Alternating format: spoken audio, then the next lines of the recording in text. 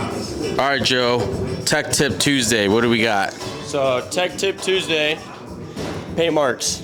Use paint marks on any big nuts or bolts that you take off or put on, or torque, because what we found on this truck was there was a lower shock bolt missing, and if you would have put the paint mark on it like that one is down there, I don't know if you can see that right here,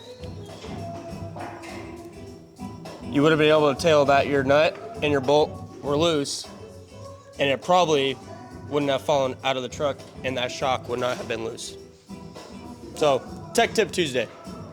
Paint marks. Every nut and bolt you guys take off and put on. Not every nut and bolt, just the ones that are very, very important that hold hard parts on, suspension, steering, wheels, tires, stuff like that. I mean, I wouldn't put paint marks on your lug nuts, but torque them.